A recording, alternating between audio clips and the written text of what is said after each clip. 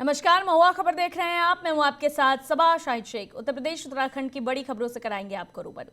उत्तर प्रदेश के मुख्यमंत्री योगी आदित्यनाथ ग्रेटर नोएडा पहुंचे, जहां उनका भव्य स्वागत किया गया। दादरी के विधायक तेजपाल नागर और अन्य बीजेपी नेताओं और कार्यकर्ताओं ने मुख्यमंत्री का गर्मजोशी से स्वागत किया। इस दौरान मुख्यमंत्री योगी आदित्यनाथ नवनिर्मित केडीएसजी सुपर स्पेशलिटी हॉस्पिटल के उद्घाटन कार्यक्रम में शामिल हुए।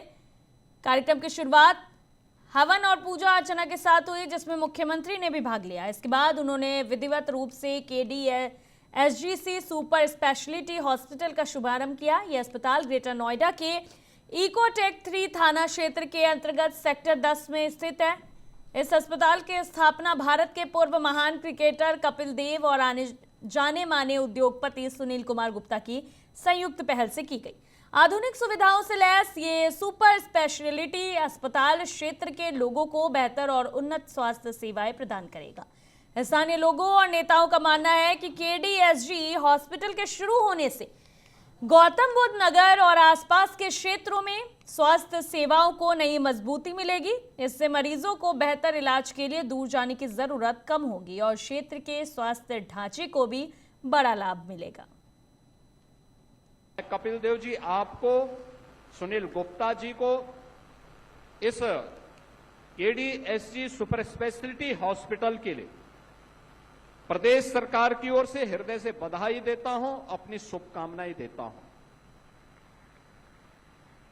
और मैं आपसे, आपके इस ग्रुप से इस बारे में आग्रह करूंगा। देखिए, उत्तर प्रदेश ये देश की आबादी का सबसे बड़ा राज्य है। आज देश के अंदर प्रधानमंत्री मोदी जी ने हेल्थ केयर के क्षेत्र में बहुत कुछ किया है। हर एक क्षेत्र में। गोरखपुर से बड़ी खबर सामने आ रही है, जहां मुख्यमंत्री योगी ने जनता दर्शन कार्यक्रम में विभिन्न जिलों से आए लोगों की समस्याएं सुनी और अधिकारियों को उनका निस्तारण करने के निर्देश दिए। उन्होंने स्वास्थ्य सेवाओं, इलाज में मदद और अन्य मामलों में त्वरित कार्रवाई का भरोसा दिलाया। सीएम योगी ने कहा कि जनता की शिकायतों का समाधान समय पर होना चाहिए और अधिकारियों को इसके लिए कड़े कदम भी उठाने होंगे। इस कार्यक्रम के दौरान लोगों ने अपनी समस्याएं सीधे मुख्यमंत्री के सामने रखी, जिससे प्रशासनिक स्तर पर जिम्मेदारी तय करने की प्रक्रिया तेज हुई।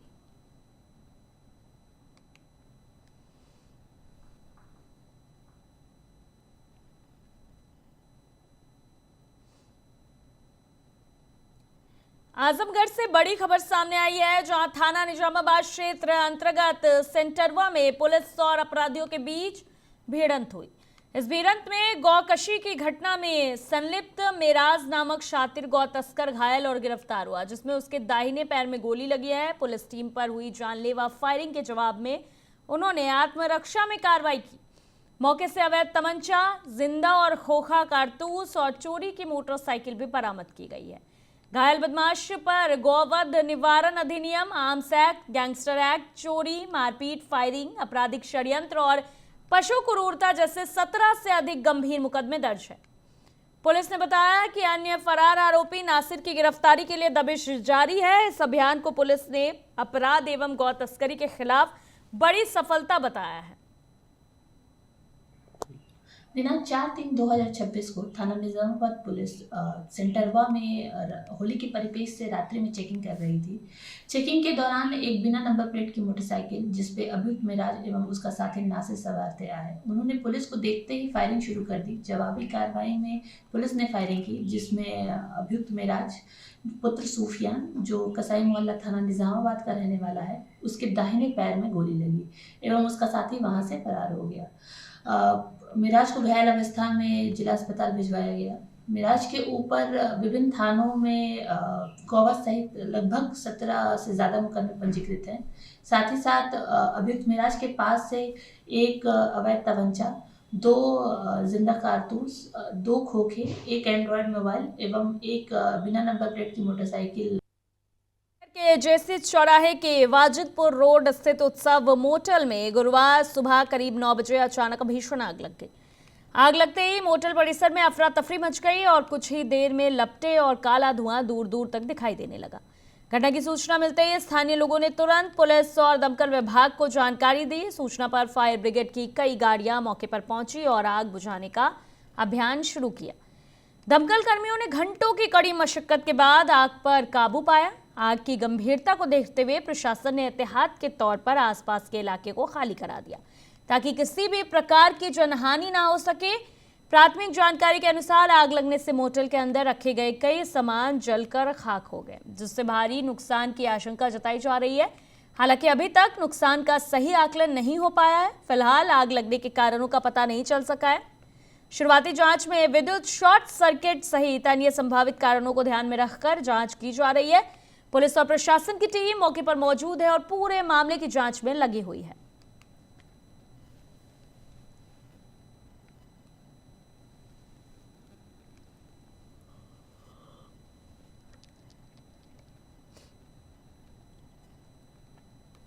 जौनपुर के लाइन बाजार थाना क्षेत्र में अज्ञात शरारती तत्वों द्वारा डॉक्टर भीमराव अंबेडकर की प्रतिमा पर कालिख पोतने का मामला सामने आया। यह घटना दीवानी न्यायालय तिराहे के पास हुई, जिसके बाद इलाके में तनाव की स्थिति पैदा हो गई और स्थानीय लोगों और अंबेडकर समर्थकों में भारी आक्रोश देखने को मिला। घटना की जानकारी मिलते ही बड़ी संख्या में लोग मौके पर जुट गए और दोषियों के खिलाफ कड़ी कार्रवाई की मांग करने लगे। स्थिति की गंभीरता को देखते हुए जिला प्रशासन भी तुरंत सक्रिय हो गया। सूचना पर जिला अधिकारी और पुलिस अधीक्षक समेत भारी संख्या में पुलिस बल मौके पर पहुंच गए। प्रशासन की मौजूदगी में अंबेडकर प्रतिमा पर लगी कालिख को साफ कराया गया और लोगों को समझाकर स्थिति को शांत कराया गया। अधिकारियों ने लोगों को भरोसा दिलाया कि इस घटना में शामिल आरोपियों के खिलाफ सख्त कार्रवाई की जाएगी। पुलिस ने मामले की जांच शुरू कर दी है और आसपास लगे सीसीटीवी कैमरों की फुटेज खंगाली जा रही है ताकि शरारती तत्वों की पहचान कर उन्हें जल्द गिरफ्तार किया जा सके। फिलहाल प्रशासन की पहल और कार्रवाई के आश्वासन के बाद इलाके में स्थिति सामान्य हो गई है, जबकि पुलिस पूरे मामले पर नजर बनाए हुए।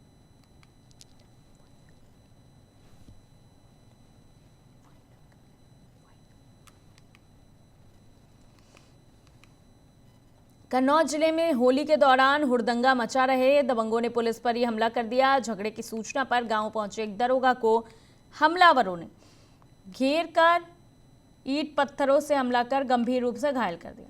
घायल दरोगा को बेहोशी की हालत में सिपाहियों ने अस्पताल में भर्ती कराया, जहां उनका इलाज जारी है।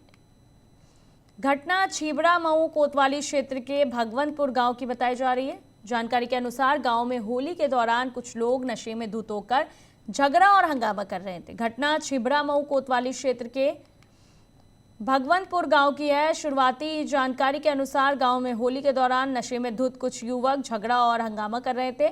मामले की जानकारी मिलने पर दरोगा दयाशंकर पांडे पुलिस टीम के साथ मौके पर पहुंचे थे। पुलिस के पहुंचते ही हमलावरों ने विरोध करना शुरू किया और देखते ही देखते ईंट पत्थरों से दरोगा पर हमला कर दिया। हमले में दरोगा गंभीर रूप से घायल हो गए और मौके पर ही बेहोश हो गए। घटना के बाद मौके पर मौजूद सिपाहियों ने तत्काल कार्रवाई करते हुए दरोगा को अस्पताल पहुंचाया। पुलिस ने मामले को गंभीरता से लेते हुए आरोपियों की पहचान और गिरफ्तारी के लिए तलाश शुरू कर दी। अतिरिक्त पुलिस बल इलाके में तैनात कर सुरक्षा व्यवस्था कड़ी कर दी गई है। शाहपुर थाना क्षेत्र के मोहिद्दीपुर ओवरब्रिज पर तेज रफ्तार फॉर्च्यूनर वाहन ने रॉन्ग साइड से बाइक सवारों को ठोकर मार दी, जिससे एक युवक की मौके पर ही मौत हो गई और 2 अन्य गंभीर रूप से घायल हो गए। इस हादसे में कुल 4 लोग टकराए, जिनमें से एक को हल्की चोट आई। मृतक की पहचान बीआरडी मेडिकल कॉलेज के MBBS 3rd ईयर के छात्र आकाश पांडे के रूप में हुई है। वो संत कबीर नगर जिले का निवासी था। टक्कर के कारण स्कूटी सवार युवक ओवरब्रिज की रेलिंग में फंस गया और उसकी मौके पर ही मौत हो गई। घटना की सूचना रात 9:30 बजे शाहपुर पुलिस को मिली। मौके पर पहुंची कोआ बाग और मोहिद्दीपुर चौकी की पुलिस ने घायल लोगों को तुरंत अस्पताल पहुंचाया। मृतक का शव पोस्टमार्टम के लिए बीआरडी मेडिकल कॉलेज भेज दिया गया। एसपी सिटी अभिनव त्यागी ने बताया कि सीसीटीवी फुटेज के आधार पर वाहन संख्या यूपी आपको बता दें को ट्रेस कर आरोपी गोल्डन सहनी को गिरफ्तार कर लिया गया है। आरोपी के खिलाफ गैर इरादतन हत्या का मुकदमा पंजीकृत कर आगे की कानूनी कार्रवाई शुरू कर दी गई है। पुलिस मामले की जांच कर रही है और हादसे की पूरी वजह सामने लाने की कोशिश भी कर रही है।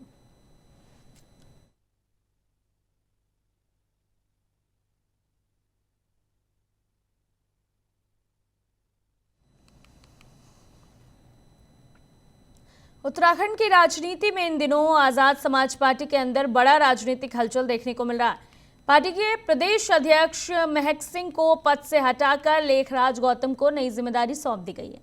इस फैसले के बाद पार्टी के अंदर समर्थन के साथ साथ तीखा विरोध भी सामने आ रहा है।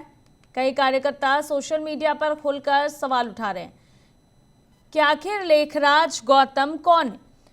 कुछ कार्यकर्ताओं का कहना है कि उन्होंने नए प्रदेश अध्यक्ष को पहले कभी संगठन में सक्रिय रूप से देखा ही नहीं। ऐसे में अचानक उन्हें इतनी बड़ी जिम्मेदारी देना कई सवाल खड़े कर रहा है। दरअसल महक सिंह लंबे समय से भीम आर्मी और आजाद समाज पार्टी को उत्तराखंड में मजबूत करने में लगे थे। उनके नेतृत्व में कार्यकर्ताओं की बड़ी टीम तैयार हुई थी। ऐसे में अचानक बदलाव से कार्यकर्ताओं में नाराजगी देखी जा रही है। वहीं दूसरी ओर पार्टी के कई पदाधिकारी सोशल मीडिया पर हाईकमान के फैसले का समर्थन करते हुए भी दिखाई दे रहे हैं।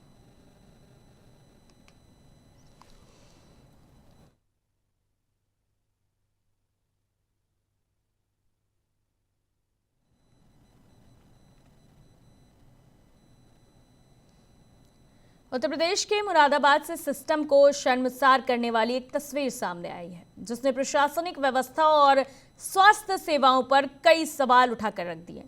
मामला मझोला थाना क्षेत्र का है, जहां एक नाले में अज्ञात व्यक्ति का शव मिलने से इलाके में हड़कंप मच गया। सूचना मिलने पर पुलिस मौके पर पहुंची और काफी मशक्कत के बाद शव को नाले से बाहर निकाला, लेकिन इसके बाद जो तस्वीर सामने आई उसने सबको झकझोर कर रख दिया। पुलिस को शव को पोस्टमार्टम हाउस तक ले जाने के लिए एम्बुलेंस तक उपलब्ध नहीं हो सकी। घंटों इंतजार के बाद भी जब कोई व्यवस्था नहीं हुई तो मजबूरी में पुलिसकर्मियों को एक कूड़ा ढोने वाले ठेले पर ही शव को लाद कर ले जाना पड़ा। ये घटना न सिर्फ स्वास्थ्य व्यवस्था की पोल खोलती है, बल्कि सिस्टम की संवेदनशीलता पर भी कई सवाल उठाती है।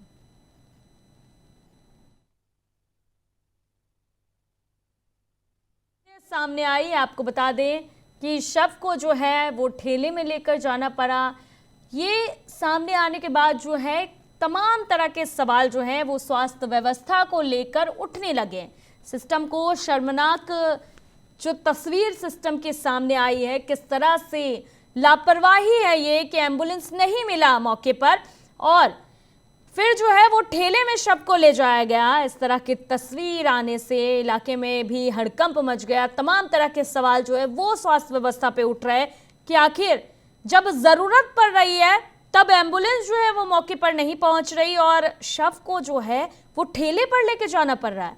आपको बता दें कि मुरादाबाद में जो है ये घटना हुई और प्रशासन को लेकर, सिस्टम को लेकर तमाम तरह के सवाल अब उठ रहे हैं, क्योंकि जिस तरह की तस्वीरें सामने आई है इसने प्रशासनिक व्यवस्था और स्वास्थ्य सेवाओं पर जो है वो गंभीर सवाल उठाकर रख दिया है।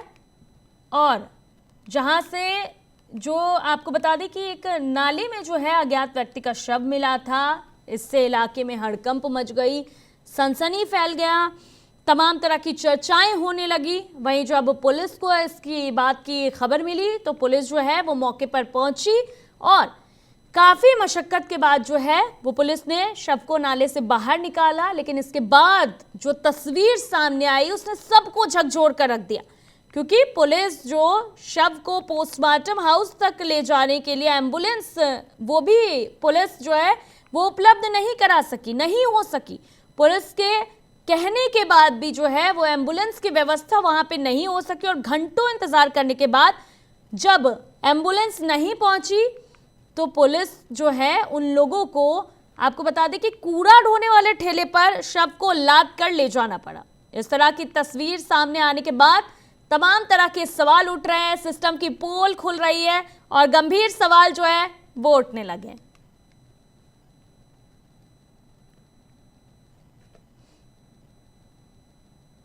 अंतर्राष्ट्रीय मुद्दों को लेकर देश की राजनीति में बयानबाजियां लगातार तेज होती जा रही है। इसी सिलसिले में एएमआईएम के प्रवक्ता असीम वकार ने इजराइल फिलिस्तीन मुद्दे को लेकर बड़ा बयान दे दिया है। असीम वकार ने कहा है कि मौजूदा संघर्ष को शिया बनाम सुन्नी के नजरिए से नहीं देखा जाना चाहिए। उनके अनुसार ये लड़ाई यहूदियत बनाम इस्लाम के तौर पर पेश की जा रही है और इसे ग्रेटर इजराइल के विचार से भी जोड़ा जा रहा है। उन्होंने कहा कि लोगों को खुद तय करना होगा कि वो इस मामले को, इस मसले को किस नजरिए से देखते हैं। इसके साथ ही उन्होंने भारतीय राजनीति का भी जिक्र किया। असीम वकार ने दावा किया है कि पहले भारतीय नेतृत्व ने इस क्षेत्र को अवैध कब्जे वाली जमीन बताया था, जबकि मौजूदा समय में अलग तरह की राजनीतिक भाषा सुनाई दे रही है। आज ईरान पर हुए हमले को 5 दिन हो गए। कोई बता रहा है ये शिया वर्सेस सुन्नी कंट्रीज की लड़ाई है, कोई बता रहा है परमाणु बम बना रहे थे इसलिए लड़ाई है। मैं आपको साफ तौर से बता दूं कि ना ये शिया वर्सेस सुन्नी की लड़ाई है, ना ये परमाणु बम बनाने की लड़ाई है। ये सीधी सीधी सी लड़ाई ग्रेटर इसराइल बनाने की है। ये लड़ाई शिया वर्सेस सुन्नी की नहीं है, ये लड़ाई यहूदियत वर्सेस इस्लाम की है। मैं बहुत साफ तौर पर आप लोग को कुछ बातें बताने के लिए आया हूं। हमारे देश के एक पूर्व प्रधानमंत्री, भारतीय जनता पार्टी के अंतर्राष्ट्रीय ख्याति प्राप्त नेता अटल बिहारी वाजपेयी को जब फिलिस्तीन और इजराइल पर बोलने का मौका मिला तो उन्होंने बहुत साफ तौर पे कहा कि ये ज़मीन फिलिस्तीन की है, इजराइल इस पर अवैध कब्जा किए हुए है। जिसको इजराइल अपनी ज़मीन बता रहा है, दरअसल वो अवैध ज़मीन है। उत्तर प्रदेश के औद्योगिक विकास में कल एक नया अध्याय जुड़ने जा रहा है। मुख्यमंत्री योगी आदित्यनाथ शुक्रवार को प्रदेश की पहली फ्लैटेड फैक्ट्री का उद्घाटन करेंगे। करीब 65 करोड़ रुपए की लागत से तैयार ये परियोजना एमएसएमई सेक्टर को नई दिशा देने वाली मानी जा रही है। कानपुर के दादर नगर औद्योगिक क्षेत्र में बनी ये, आपको बता दें कि ये फ्लैटेड फैक्ट्री करीब 6100 वर्ग मीटर क्षेत्र में 4 मंजिला इमारत के रूप में तैयार की गई है। इसमें कुल 150 औद्योगिक यूनिट की व्यवस्था है, जिनमें से 138 यूनिट का आवंटन पहले ही किया जा चुका है। यहाँ होजरी, रेडीमेड, टेक्सटाइल और व्हाइट गुड्स सेक्टर की इकाइयाँ स्थापित की जा रही है। खास बात तो ये रही कि करीब 30% यूनिट्स महिला उद्यमियों को आवंटित की गई है और उन्हें स्टाम्प ड्यूटी में भी छूट भी दी जा रही है। सरकार का मानना है कि इस परियोजना से छोटे उद्योग को कम लागत में आधुनिक सुविधाएं मिलेगी, जिससे उत्पादन और रोजगार दोनों को बढ़ावा मिलेगा। ये दादा नगर कानपुर में हम लोगों ने उत्तर प्रदेश की पहली फ्लैटेड फैक्ट्री बनाई है, जिसमें 150 यूनिट जो है वो हम लोगों ने तैयार किए हैं और 138 यूनिट ऑलरेडी लोगों को आवंटित कर दिए हैं, जिसमें वो लोग अपना प्लग एंड प्ले आधार पर अपना उद्योग स्थापित करेंगे। और इसके कल इसका माननीय मुख्यमंत्री जी के हाथों से लोकार्पण होने की संभावना है।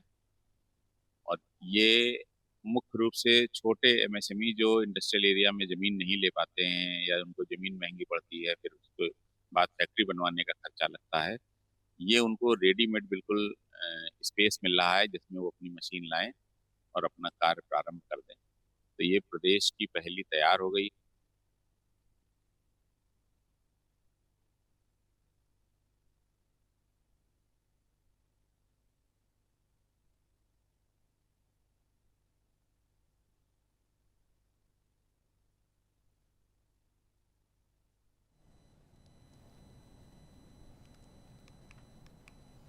चारधाम यात्रा को सुरक्षित और पूरी तरह से पारदर्शी बनाने के लिए परिवहन विभाग ने इस बार कई अहम बदलाव किए। अब यात्रा पर चलने वाले हर वाहन के ट्रिप कार्ड में यात्रियों और चालक की जानकारी के साथ साथ टूर ऑपरेटर या वाहन मालिक का नाम, मोबाइल नंबर और लाइसेंस नंबर दर्ज करना अनिवार्य कर दिया गया है। दरअसल पहले ट्रिप कार्ड में टूर ऑपरेटर या वाहन मालिक की पूरी जानकारी दर्ज नहीं होती थी, जिसके कारण किसी शिकायत की स्थिति में केवल चालक पर ही कार्रवाई हो पाती थी और टूर ऑपरेटर जिम्मेदारी से बच निकलते थे। नई व्यवस्था लागू होने के बाद अब ट्रिप कार्ड में वाहन मालिक और टूर ऑपरेटर का नाम, मोबाइल नंबर और लाइसेंस विवरण भी दर्ज होगा, जिससे किसी भी तरह की शिकायत या गड़बड़ी होने पर सीधे जिम्मेदारी तय की जा सकेगी और फर्जीवाड़े पर भी लगाम लगाया जा सकेगा। वहीं आपको बता दें कि चारधाम यात्रा की तैयारियों को लेकर नोडल अधिकारी और आरटीओ प्रशासन संदीप सैनी ने बताया कि इस बार ट्रिप कार्ड में चालक और वाहन मालिक दोनों की पूरी जानकारी उपलब्ध होगी। इस बार जो हमारी चारधाम यात्रा 2026 है, उसको हम लोग और ट्रांसपेरेंट और सेफ बनाने के लिए हमने जो हमारा ट्रिप कार्ड जो जारी करते हैं, उसमें जो ओनर होगा और जो हमारा गाड़ी का जो ड्राइवर होता है उसकी डिटेल उसमें रहेगी, लाइसेंस डिटेल उसमें रहती है, लेकिन फ़ोन नंबर भी रहेगा, जिससे अगर किसी को कोई बात कहनी है या अगर कुछ शिकायत करनी है तो उस तक पहुंच सके। साथ ही इस बार हम ये भी प्रयास कर रहे हैं कि अगर कोई जैसे जाम की स्थिति होती है या कोई ऐसा इंसिडेंट हो जाता है तो जो मोबाइल नंबर हमारे यहाँ रजिस्टर्ड होगा ग्रीन कार्ड और ट्रिप कार्ड में, हम उस पर एसएमएस के माध्यम। हमीरपुर के मुस्कुरा कस्बे में उस वक्त अफरा तफरी मच गई जब बस स्टैंड इलाके में अचानक मधुमक्खियों का झुंड लोगों पर टूट पड़ा। देखते ही देखते दर्जनों लोग मधुमक्खियों के हमले का शिकार हो गए। इस हमले में एक पुलिसकर्मी सहित कई लोग घायल हो गए। घायलों को इलाज के लिए सामुदायिक स्वास्थ्य केंद्र मुस्कुरा भेजा गया है। मामला मुस्कुरा कस्बे के बस स्टैंड इलाके का है, जहां अचानक मधुमक्खियों के झुंड ने लोगों पर हमला कर दिया। बस स्टैंड पर मौजूद यात्री, दुकानदार और राहगीर मधुमक्खियों के डंक से बचने के लिए इधर उधर भागने लगे। इस दौरान मौके पर मौजूद एक पुलिसकर्मी भी मधुमक्खियों के हमले की चपेट में आ गया। हमले में कई लोग घायल हो गए, जिन्हें तुरंत इलाज के लिए सामुदायिक स्वास्थ्य केंद्र मुस्कुरा पहुंचाया गया। अस्पताल में घायलों का इलाज किया जा रहा है। अचानक हुए इस हमले से पूरे इलाके में दहशत का माहौल बन गया और कुछ देर के लिए बस स्टैंड पर अफरा तफरी की स्थिति पैदा हो गई।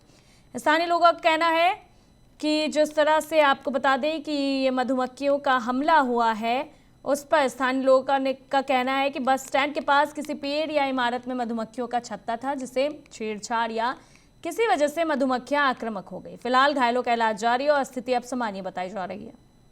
भीड़ है, क्या मामला है? अभी यहाँ पे मधुमक्खियों की काटने का मामला आया हुआ, इसमें कम से कम 15 से 20 लोग आए हैं, जिन्हें कुछ पुलिसकर्मी भी शामिल हैं। तो कहीं पे छत्ता टूटा हुआ या किसी कारणवश मधुमक्खियों ने काटा है, जिसमें कुछ मरीज जो गंभीर स्थिति में थे उनको रेफर कर दिया। कितने लोग रेफर से? अभी तो 3 रेफर। और कितने लोग टोटल घायल आपके आए हैं अस्पताल? अभी तक तो लगभग 15 लोग के आसपास हैं। क्या नाम है आपका? मोहम्मद सिद्दीक। कहाँ रहते हैं? मुस्कुरा चलाएंगे। क्या हुआ है, अस्पताल आए हैं? चाय की दुकान में एकदम से मधुमक्खी आई है और कम से कम कई लोगों को काटा है। उसके बाद हम लोग भागे तो कई लोगों को काटने में मजबूर कर दिया। हम लोग गश्त का गिर पड़े और काफी लोग बेहोश हो गए। काफी लोग, कितनी संख्या में मधुमक्खियां रही होंगी लगभग? कम से कम 1 लाख से ऊपर है मक्खियाँ जिसने काटा है। कम से कम 50-60 आदमी लोग घायल हो चुके।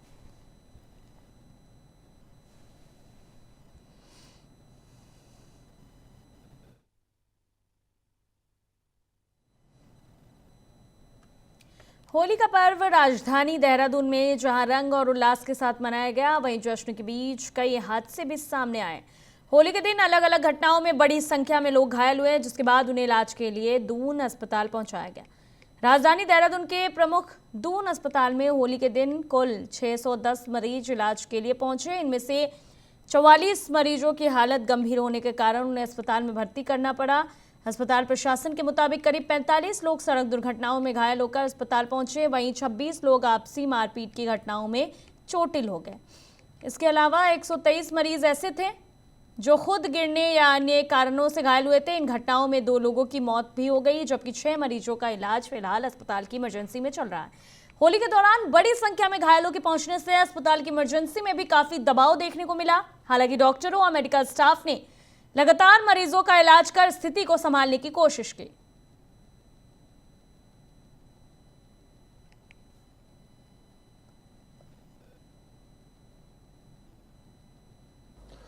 देखिए, होली कल हमारी बहुत अच्छे से मनी, सब जगह भी अच्छा सा रहा। कोई ज़्यादा अप्रिय घटना का हमने नहीं सुनाई दिया। हम लोगों ने इसकी पहले से जो इतने मरीज आने थे उतनी हमें पहले से संभावनाएं थी कि इतनी आएगी, तो हमने तैयारी पहले से कर रखी थी। तो कल 24 घंटे में करीब हमारे पास 610 टोटल इमरजेंसी में पेशेंट्स आ गए थे, जिसमें से करीब 44 को हमने एडमिट किया था और लगभग इतने ही मरीज थे जो रोड ट्रैफिक एक्सीडेंट्स के थे, जो रोड में कहीं कुछ चोटिल होने की वजह से आए थे। 26 मरीज इनमें से असॉल्ट वाले भी थे, जो लड़ाई झगड़े मारपीट की वजह से आए थे, और लगभग 123 मरीज गिरने की वजह से, खुद कहीं चोट वोट लगने गिरने की वजह।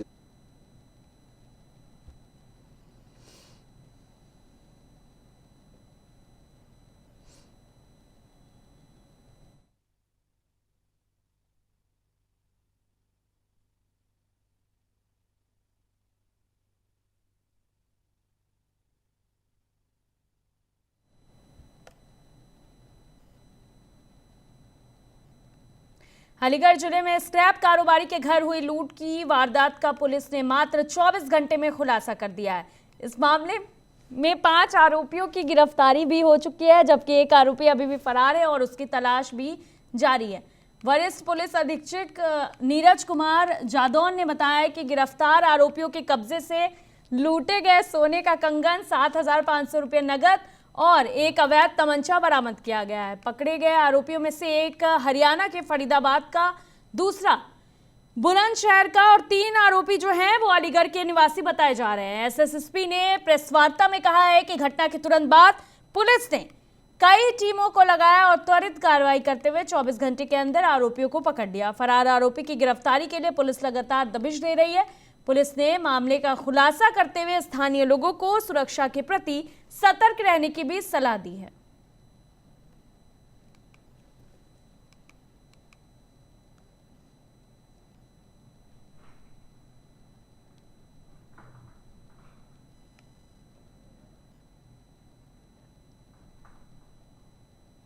राज्य की प्रमुख सचिव डॉक्टर आर मीनाक्षी सुंदरम ने प्रेस वार्ता में बताया कि आर्थिक सर्वेक्षण किसी भी वित्तीय वर्ष में विभिन्न क्षेत्रों में हुई प्रगति का समग्र आकलन प्रस्तुत करता है। इसी के आधार पर सरकार ये तय करती है कि आने वाले बजट में किन क्षेत्रों में को प्राथमिकता दी जाए और विकास की दिशा क्या होगी।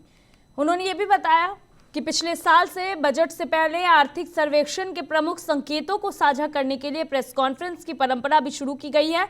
ये प्रक्रिया केंद्र सरकार की तरह है, जहां मुख्य आर्थिक सलाहकार बजट से पहले आर्थिक सर्वेक्षण की जानकारी साझा करते हैं। डॉक्टर सुंदरम ने कहा है कि पहले आर्थिक सर्वेक्षण पूरी तरह से विभागीय स्तर पर तैयार किया जाता है, जिसमें अर्थशास्त्र एवं सांख्यिकी विभाग की टीम काम करती है, लेकिन इस बार गुणवत्ता और पेशेवर दृष्टिकोण से मजबूत करने के उद्देश्य से national council of applied economic research को इस प्रक्रिया में शामिल किया गया है। उन्होंने बताया कि इस साल का आर्थिक सर्वेक्षण एक संयुक्त प्रयास के रूप में तैयार किया गया है, जिसमें NCAIR और राज्य के अर्थशास्त्र एवं सांख्यिकी विभाग की टीम ने मिलकर काम किया है। सर्वेक्षण में राज्य की आर्थिक स्थिति, विकास दर, विभिन्न क्षेत्रों की उपलब्धियों और चुनौतियों से जुड़े प्रमुख आंकड़े शामिल किए गए हैं।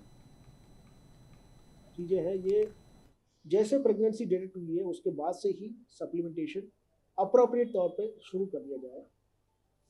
एक और बात भी आई थी, सारे के सारे सरकार का भी गलती नहीं है, कई बार जो ना समाज की भी गलती है। समाज की कैसे गलती है कि आयरन की लड्डू देते हैं तो महिला उसको खुद नहीं खाती है, अपने घर वालों को खिलाती है। ये तो समाज की गलती है। तो वो प्रेग्नेंट महिला है, उनको एडिशनल सप्लीमेंटेशन के लिए दिया जा रहा है, चाहे WCD ने दिया हो, हेल्थ ने दिया हो, जिसने भी दिया हो, और वो महिला उसको खुद न खा करके घर में अपने कोई एल्डर चाइल्ड अगर होता है तो उसको देती है या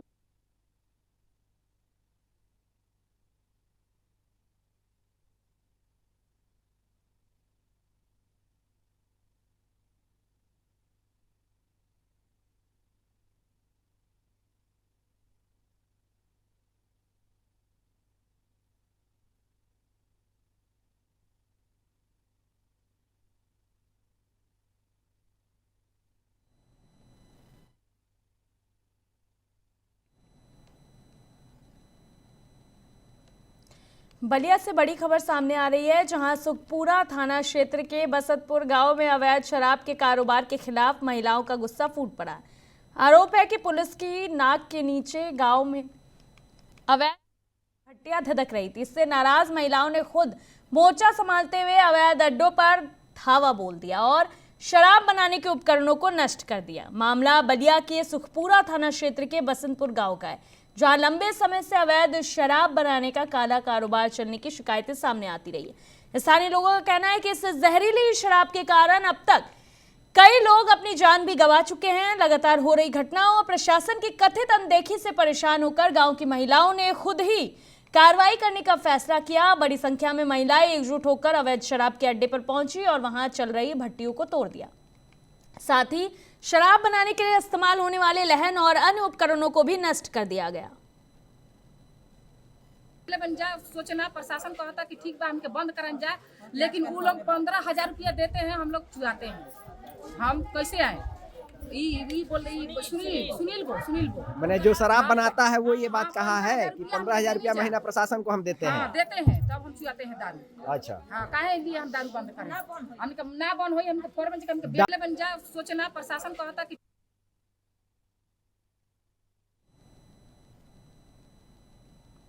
विश्व प्रसिद्ध पर्यटन स्थल नैनीताल में हर साल हजारों पर्यटक प्राकृतिक सुंदरता का आनंद लेने पहुंचते हैं। पर्यटकों को ठहरने के लिए यहाँ क्या में होटल, रिजॉर्ट और होम स्टे संचालित हो रहे हैं, लेकिन जिले में कई ऐसे होम स्टे भी पाए गए हैं जो बिना वैध पंजीकरण और आवश्यक दस्तावेजों के संचालित किए जा रहे हैं। इस पर सख्ती दिखाते हुए उत्तराखंड पर्यटन विकास विभाग ने कार्रवाई शुरू कर दी है। विभाग ने जिले में संचालित होम स्टे का पंजीकरण निरस्त कर दिया है। कुछ होमकरण जो है उनका निरस्त कर दिया गया। प्रशासन ने स्पष्ट चेतावनी दी है कि बिना पंजीकरण के होम स्टे संचालित करने वालों के खिलाफ कड़ी कार्रवाई की जाएगी और जरूरत पड़ने पर उन्हें सील भी किया जाएगा। जिलाधिकारी ललित मोहन रयाल ने बताया कि रामनगर, रामगढ़, मुक्तेश्वर और भीमताल सहित कई क्षेत्रों में जांच के दौरान दस्तावेज अधूरे मिले और नियमों की अनदेखी भी सामने आई है। कई स्थानों पर होम स्टे का व्यावसायिक उपयोग भी किया जा रहा था, जिसके चलते उनका पंजीकरण रद्द किया गया। वहीं लंबे समय से होम स्टे चला रहे स्थानीय निवासी रमेश सोयाल का कहना है कि बाहरी राज्यों के लोग यहाँ मकान बनाकर उन्हें होम स्टे के रूप में चला रहे हैं, जिससे स्थानीय लोगों के रोजगार पर असर पड़ रहा है। उन्होंने प्रशासन की इस कार्रवाई का स्वागत करते हुए आगे भी सख्ती जारी रखने की मांग की है। जनपद में पर्यटक नगरी होने के नाते जो हमारे रिजॉर्ट, होटल संचालक हैं, उसमें बार बार ये बात सामने आ रही है कि होम स्टे में कुछ स्थानों पर उसे होटल की तरह संचालित किया जा रहा है। यहाँ पर पार्किंग के लिए पर्याप्त स्पेस नहीं है। तो अभी पहले चरण में 30 होम स्टे संचालकों के विरुद्ध कार्रवाई की गई है, उनके पंजीकरण रद्द किए गए हैं। अन्य जगह भी जहाँ पर ये उल्लंघन हो रहा है या जो अपंजीकृत होम स्टे हैं या जो होटल की तरह संचालित हो रहे हैं या जहाँ पर पार्किंग की पर्याप्त सुविधा नहीं है, उनके खिलाफ ये अभियान जारी रहेगा। जो मानकों में आते हैं और जो यहाँ पर हॉस्पिटैलिटी के लिए अच्छा काम करते हैं, उनको प्रोत्साहित किया जाएगा। बहुत सकारात्मक प्रयास है और सरकार को ये कुछ चीज़ें बहुत पहले से ही करनी थी, लेकिन देर आए फिर भी दुरुस्त आए।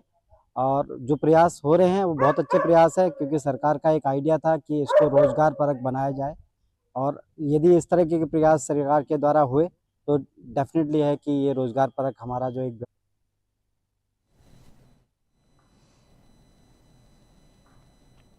उत्तर प्रदेश के बागपत जिले से बड़ी खबर सामने आई है, जहां खेकड़ा कोतवाली क्षेत्र के मसूरी गांव में दिल्ली सहारनपुर हाईवे किनारे स्थित एक फोम फैक्ट्री में भीषण आग लग गई। देखते ही देखते आग ने विकराल रूप ले लिया और फैक्ट्री में रखा लाखों रुपए का फोम जलकर राख हो गया।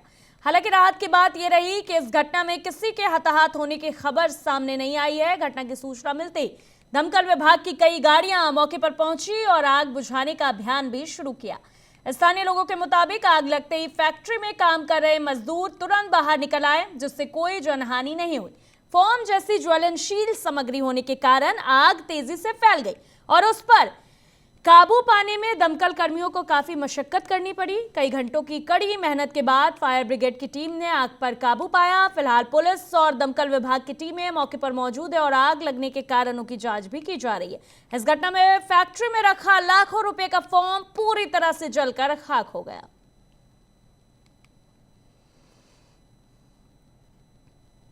गोरखपुर के पिपराइच थाना क्षेत्र में उस वक्त हड़कंप मच गया जब चल रहे एक टैंकर में अचानक आग लग गई। बताया जा रहा है कि टैंकर 11,000 हाई वोल्टेज बिजली के तार की चपेट में आ गया, जिसके बाद इंजन से उठी चिंगारी ने देखते ही देखते आग का रूप ले लिया।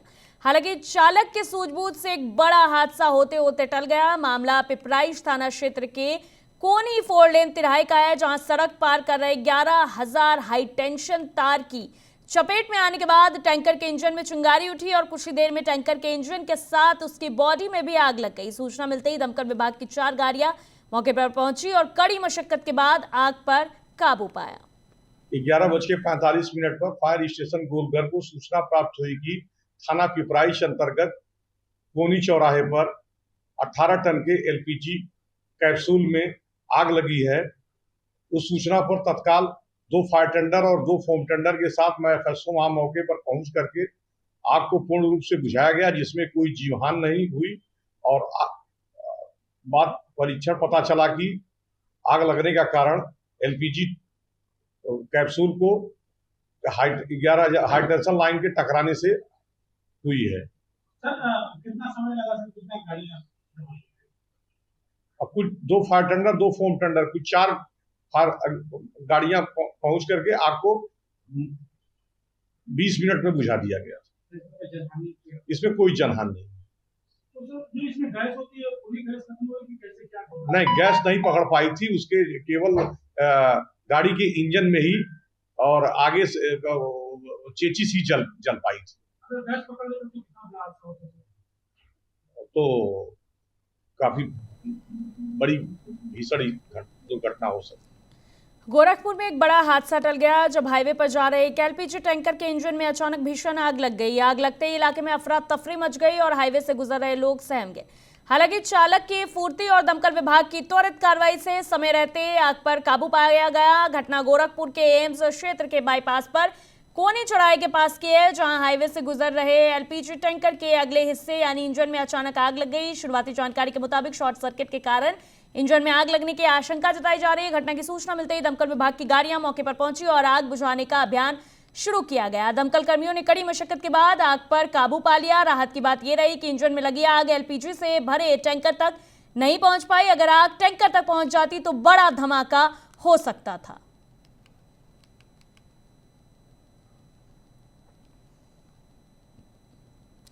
फिलहाल के लिए इतना ही। खबरों का सिलसिला महुआ खबर पर यूं ही जारी रहेगा। देखते रहिए महुआ खबर। नमस्कार।